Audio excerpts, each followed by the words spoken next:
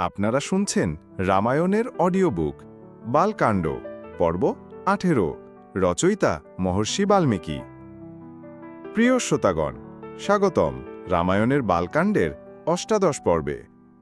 গত পর্বে আমরা শুনেছি কিভাবে বিশ্বামিত্র মুনির নেতৃত্বে রাম ও লক্ষ্মণ তাড়িয়ে এনেছে দুই অসুর, মারিচ ও সুবাহু। সেই ঘটনা তাদের পরিণত করে মহাবীর যোদ্ধায়।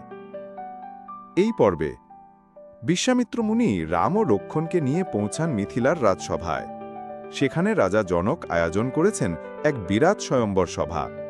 যিনি পরাক্রমে তুলতে পারবেন শিবের ধনুক, তিনিই পেতে পারেন তার কন্যা সীতাকে। রাজসভা জনে জনে পরিপূর্ণ। সব রাজারাই শিবের ধনুক তুলতে ব্যর্থ। কেউ ধনুক স্পর্শ করতেই পারে না। তখন বিশ্বামিত্র মুনি রামকে আদেশ করেন সামনে যেতে। রাম বিনয় ভরে ধনুকের কাছে যান, সহজেই তা তুলেন এবং বাঁকাতে গিয়ে ধনুককে ভেঙে ফেলেন। চারদিকে ধ্বনিত হয় বজ্রনিনাদ। এই বিস্ময়কর ঘটনার সাক্ষী হয়ে জনক রাজার মন আনন্দে পূর্ণ হয়। তিনি সীতা ও রামের বিবাহের প্রস্তাব দেন। বর্তমান জীবনের সঙ্গে মিল। যোগ্যতা প্রমাণেই আসে সম্মান, রক্তের নয় গুণেরই জয়। আজকের যুগে আমরা অনেক সময় পরিচয়, পদের জোরে সামনে আসতে চাই, কিন্তু রামের মতো বিনয় ও দক্ষতা দেখালে সময় এলেই আমরা আমাদের যোগ্য স্থানে পৌঁছে যাই। সীতার স্বয়ম্বরে রাজারা এসেছিলেন ক্ষমতার অহংকার নিয়ে, আর রাম এসেছিলেন নম্রতা ও কর্মশক্তি নিয়ে। এটাই আজকের শিক্ষাও।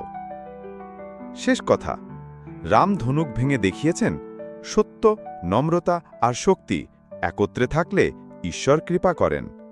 এই পর্বে রামের চরিত্রে ফুটে উঠেছে সাহস, সংযম ও গৌরবের মিশ্রণ। পরবর্তী পর্বে শুনবেন রাম সীতার শুভ বিবাহ ও বিশ্বামিত্রের আশীর্বাদ। পরবর্তী পর্বের জন্য লাইক, কমেন্ট ও শেয়ার করতে ভুলবেন না। সাথেই থাকুন রামায়ণের এই পবিত্র যাত্রায়। ধন্যবাদ। জয় শ্রীরাম।